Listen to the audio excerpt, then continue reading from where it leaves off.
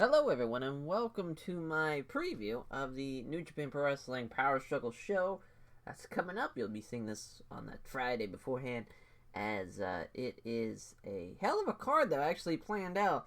It's, a 6-match card. I like the sound of that. Pretty much every match matters. It's not really an undercard, as 4 titles, well, actually 2 titles, 3 titles plus 2 right certificates to challenge for the we got the U.S. title shot, and we have the Tokyo Dome title shot for either that match. So how fun. I'm really, on paper, it's a card I'm very excited about. There's a lot of matches I want to see, so that's fun. There's some not so much, to be honest. We'll talk about those when we get there, but we'll start off with the first match, of course. It's Toru Yano taking on Zack Sabre Jr. in a no corner pads match for the KOPW, the King of Pro Wrestling, I guess trophy championship. I guess we're gonna just call it championship, as it's obviously Zack and Yano. Zack's been, he was kind of pushing for this, as far as like the promos and whatnot, and the vignettes and whatnot. Well, not really vignettes, just the fucking post match conferences. And, with Yano, I think he's going to keep this belt for a good bit. I think this is just going to be his belt for a little bit. I don't think he's going to drop it right now to Zack. He could, though, but I just feel like with Yano being the King of Pro Wrestling champion, he's got so many different things you can do. Right now, this gimmick match, no corner pass. But you could do something like no countouts. You could do, where they're both, taped fists, where they're taped to each other type of thing. Or even something, taped together. You could do a whole lot of different things with Yano as the champion. The opportunities are pretty much endless with him. Whereas Zack Sabre Jr., you could either have, with a lot of different other ways. Submissions only, no submissions, shit like that. Maybe even a lumberjack match, because of Suzuki Gun. If it's somebody from another stable, they might do something like that. But that's not a big time gimmick. It's not going to be a big time gimmick anyways, because it's the King of Pro Wrestling thing. It's only going to be, even at the King of Pro Wrestling event, it was even like the main event thing. So it's just here on the undercard. It's no big deal.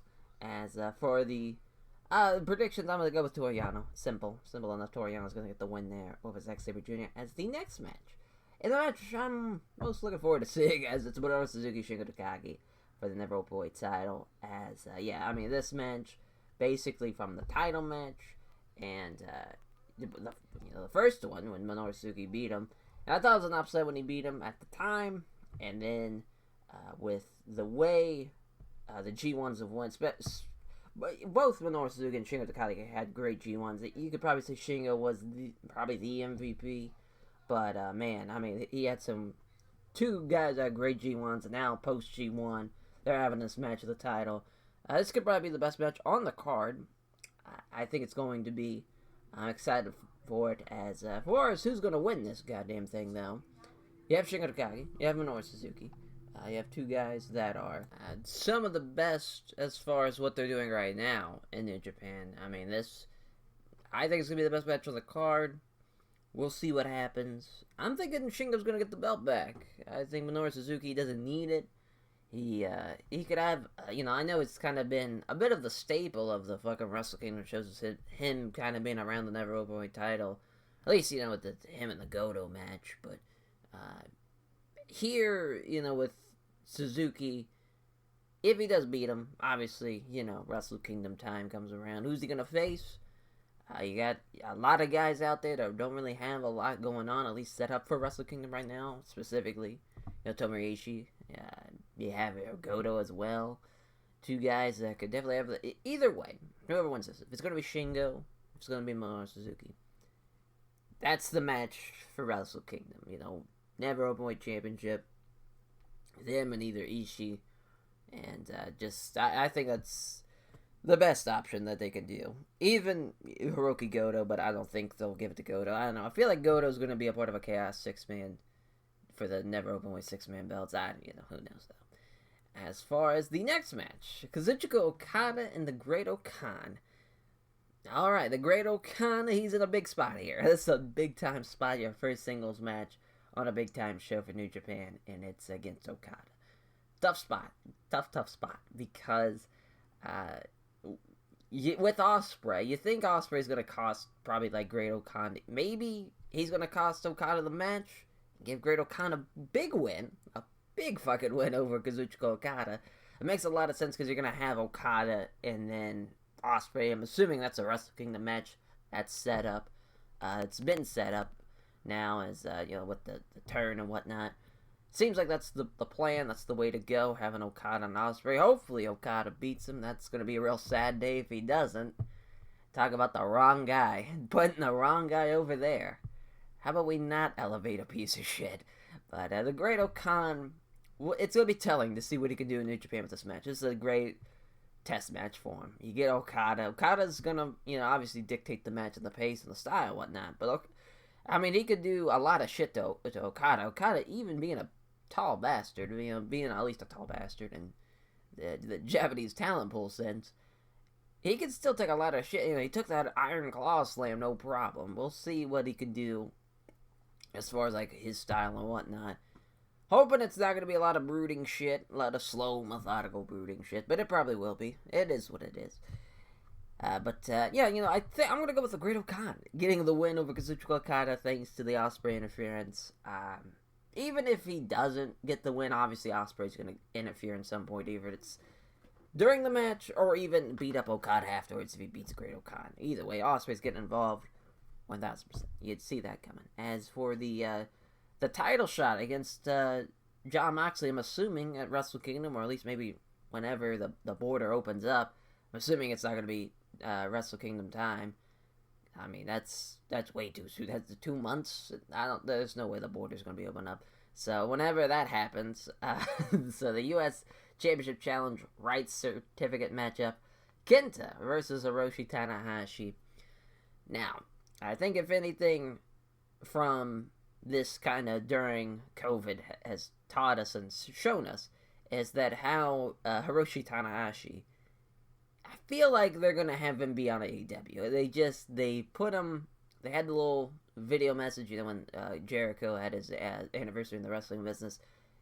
They had the Tanahashi clip up there. It was on fucking Dynamite, and you think they could do that on AEW TV. You have Tanahashi and you could do Kenta too, but it just seems like you're already going to do that. So you could have that be in New Japan. If it's at Wrestle Kingdom, it's at Wrestle Kingdom. If not, it's whenever.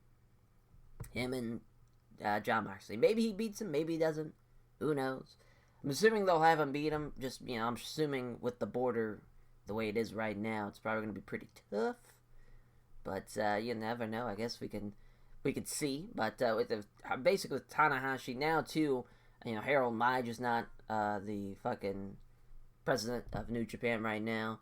So, when he was very anti-branching out, anti-using AEW, and he was very anti, getting his, just jumping on a ship, basically, and helping out, and just not really helping out, but being a part of promotion, at least Alliance in the U.S., which I don't understand. I think New Japan, fuck, man, you might as well. You might as well team up with the biggest company in the U.S., in my opinion, right now. It's definitely AEW.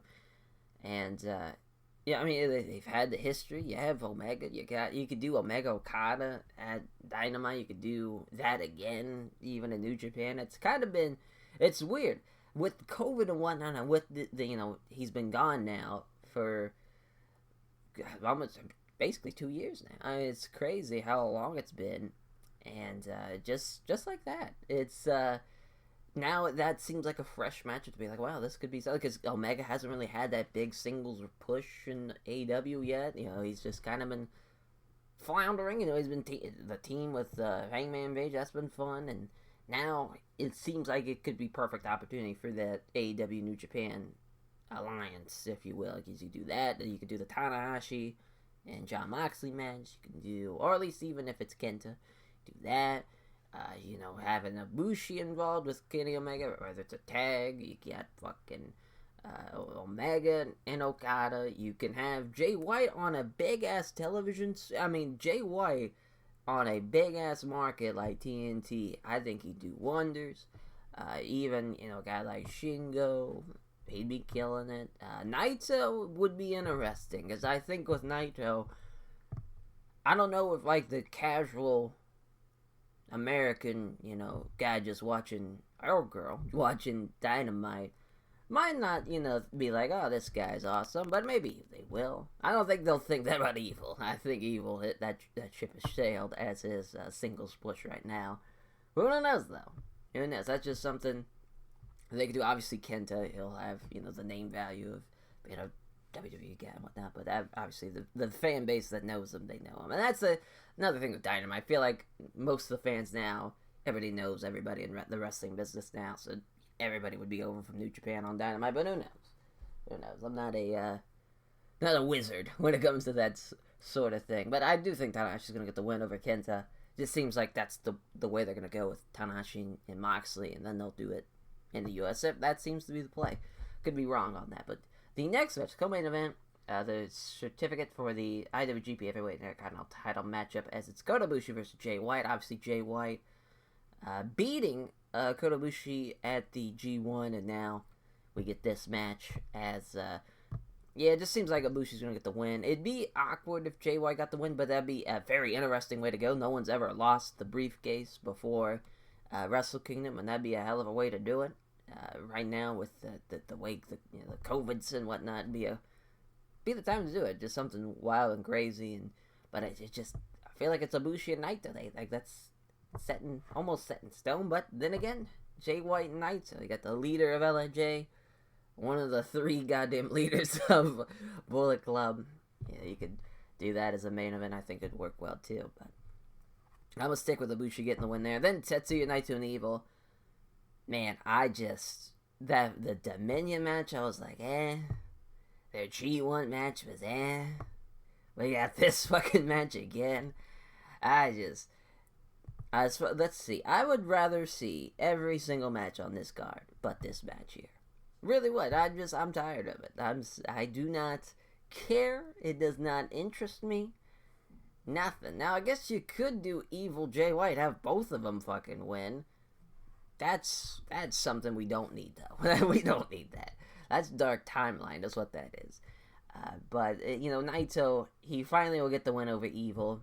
He lost the Dominion. He lost the G1. He finally gets his win here at Power Struggle. Hooray. Hopefully, we could send this back in the past. Leave that in Osaka. And fucking never open that capsule again. So I just don't... It just does not work. The Evil... His run has been, in my opinion, horrendous. Just talk about a guy that just wrong. I think it was not only just the wrong time to turn, but just the complete change of his character. Because he already wasn't the greatest in-ring guy. He definitely wasn't, especially in this roster where there's so many better people. And you change a guy that at least he's over as an upper mid-card, in a guy as part of LIJ, he's selling merch, he's doing his thing.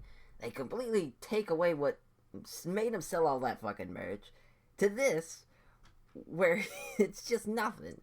Yeah, at least the coolest thing about him, he's got Dick fucking Togo. That's it. That's where the coolness starts. That's where it stops, with Dick Togo. And it's, maybe he'll get it together, maybe something will click, I don't know. One of the worst G1s also was his. Just by probably week, maybe not even week, night 4, I was already tired of it. I was just like, alright, he's just fucking, the constant fucking interferences are just terrible. Just goddamn terrible. It's been 8 years of this shit, from the OG Bullet Club to fucking, we had a bit of a break there for a bit when it was the Styles is in the Bullet Club and whatnot. Really not a whole lot of interferences there. And Suzuki Gun came back, had more interferences, fucking, and then we got Bullet Club, was it 3.0 now, with Jay White, the Switchblade era and whatnot. It's just been so much, and I'm 8 years of it. I'm tired of it. We don't need 3-4 guys running in a main event every fucking big show now. I don't need it. I don't need it. Don't need it all. And it's especially like what's going on elsewhere in the wrestling world. Like all Japan. They're fucking champion carnivals. Kento Miyahara, and Zeus. It's fucking perfect. These two have had great matches in the past. Great fucking showing. Great stuff. It was awesome. Probably one of my matches of the year. And you got the in-1 victory. Fucking Nakajima. And Nakajima's run. Everybody. And now you're going to have Nakajima and Go. That title match. It's fucking great. I can't wait. Axis, imploding and then coming facing off. It's perfect. And you got this shit for the fucking third time now in almost 5 months. I'm just over it. I'm just over Tetsuya Naito and Evil 1-on-1. I'm tired of it. Hopefully it ends with Power Struggle. Fingers crossed. I don't know. But I hope you all are at least excited about it. Maybe not even about the Naito Evil stuff. Maybe just excited for Suzuki Shingo. Excited for the Great Okan. I doubt it. But, Tanahashi Kenta. That match is going to be fun, though. They've had good matches in the past. Ibushi and Jay White, they've had great matches in the past. So there's going to be great stuff on this card. Just now with that main event. I almost want to just not watch that main event. Just stop with Ibushi and Jay White and be like, alright, that's it for me. Like, I'm that over it. Well, that's going to be a game time decision is what that's going to be. I'll watch that. As far as the review for this is going to go, because this is going to happen on a time I'm not going to be home until like Monday, so that's going to be a little bit of a late delay-ish review, so be on the lookout for that on Monday on the 9th as hopefully, fingers crossed, all things considered, it shouldn't be that much of a struggle. It's only 6 fucking matches, but I'm definitely going to watch it as soon as I can, because I am excited for the Suzuki Shingo match and how Great Okan's going to do, and Kenta and Tanahashi, stuff like that, and Ibushi, Jay White too, so. But thank you all for watching, listening rather, nothing really to watch. Thank you all for listening to my Power Struggle preview, as we will catch you guys for the review of the Power Struggle show. Take care, everyone.